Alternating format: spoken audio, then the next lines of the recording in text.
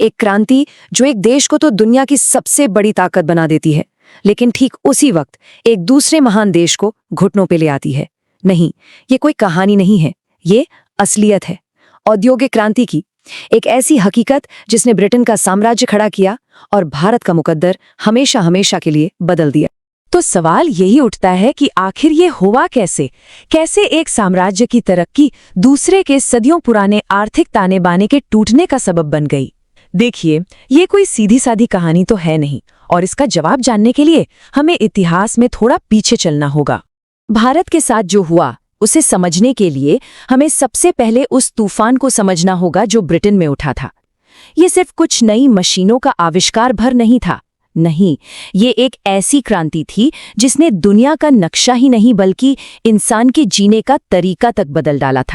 देखिए, औद्योगिक क्रांति का मतलब सिर्फ बड़े बड़े कारखाने नहीं थे, इसका मतलब था कि जीवन का हर पहलू पूरी तरह से बदल रहा था।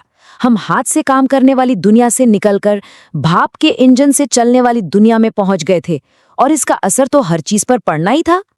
अच्छा, ये बदलाव कितना जबरदस्त था, इसे समझने के लिए जरा देखते हैं कि इस क्रांति से पहले और बाद की दुनिया दिखती कैसी थी। यकीन मानिए, ये दो बिल्कुल अलग अलग दुनियाएं थीं। तो जरा फर्क देखिए।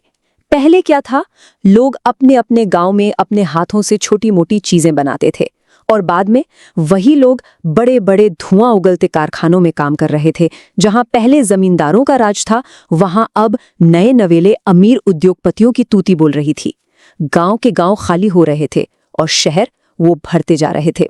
मतलब ये सिर्फ कोई छोटा मोटा बदलाव नहीं था, ये तो एक पूरी की पूरी नई दुनिया का जन्म हो रहा था। लेकिन ब्रिटेन की इस चकाचौंध के पीछे एक बहुत स्याह सच भी छिपा था। उसकी सबसे बड़ी कॉलोनी यानी भारत में कहानी बिल्कुल उल्टी लिखी जा रही थी। तो चलिए अब जरा सिक्के का दूसरा पहलू भी देख लेते हैं। ब्रिटेन के लिए तो ये एक सुनहरा दौर था, तरक्की थी, पैसा था, बेहिसाब ताकत थी। उन्होंने इसे एक सीधा सा नाम दिया, इंडस्ट्रियलाइजेशन यानी औद्योगिकरण। लेकिन हजारों मील दूर भारत में ठीक उसी प्रक्रिया को एक अलग और बहुत ही भयानक नाम से जाना गया, डी इंडस्ट्रियलाइजेशन यानी विऔद्योगिकरण। अब ये विऔद्योगिकरण होता क्या है? इसका मतलब सिर्फ उद्योगों का बंद हो जाना नहीं है, नहीं, इसका मतलब है किसी देश की औद्योगिक ताकत को जानबूझकर एक योजना के तहत खत्म कर देना। ये कोई हादसा नहीं था, ये एक सोची समझी चाल थी। तो सवाल ये है कि ये किया कैसे गया?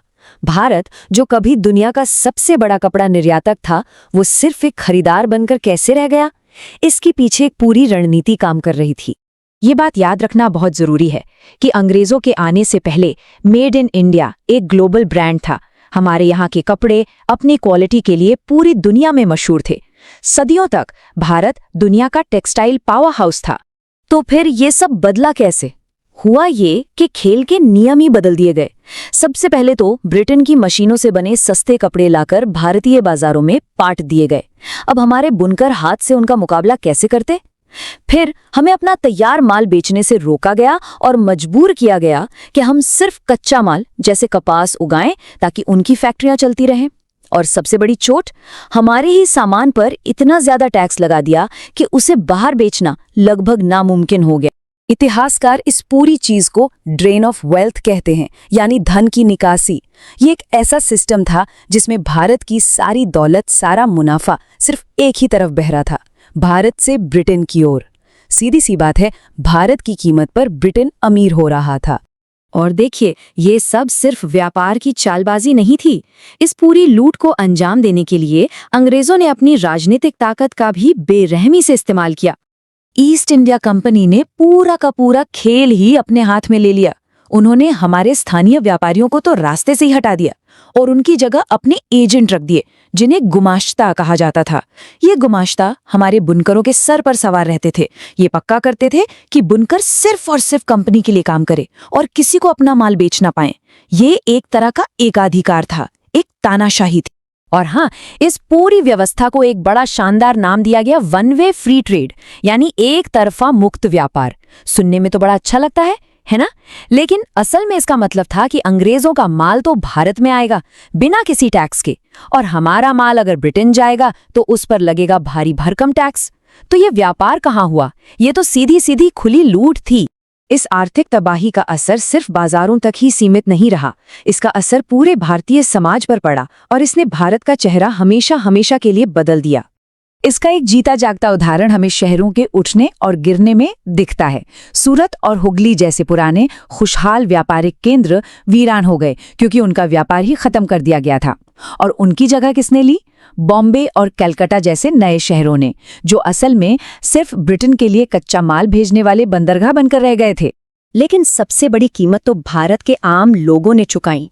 जब बुनाई का काम ही खत्म हो गया तो लाखों हुनरमंद कारीगर रातों रात बेरोजगार हो गए। अब उनके पास गांव लौटकर खेती करने के अलावा कोई चारा भी तो नहीं था। नतीजा, जमीन पर बोझ बढ़ा और देखते ही देखते पूरा देश भयानक गरीबी की चपेट में आ गया। लेकिन कहते हैं ना, हर अंधेरी रात के बाद सुबह जरूर होती है। इन तमाम मुश्किलों के बावजूद भारत की जो उद्यमी भावना थी वो मरी नहीं। द्वारकानाथ टैगोर और जमशेदजी टाटा जैसे दूरदर्शी लोगों ने हार नहीं मानी। उन्होंने अंग्रेजी हुकूमत के खिलाफ जाकर अपनी मिलें और कारखाने लगाए और यहीं से एक नए आधुनिक भारतीय उद्योग का जन्म हुआ, जो अपनी ही राख से उठ खड़ा हुआ था। तो ये पूरी कहानी हमें आज एक बहुत बड़े सवाल के सामने लाकर खड़ा कर देती है। वो जो एक तरफा व्यापार था, उसकी विरासत आज की दुनिया में कितनी जिंदा है? क्या आज भी दुनिया में जो अमीर और गरीब देशों के बीच व्यापार होता है, उसके नियम सच में सबके लिए बराबर है? इस पर सोचना जरूरी है, क्योंकि कहते हैं ना, इतिहास कभी मरता नहीं है, वो बस अपना रूप बदल लेता है।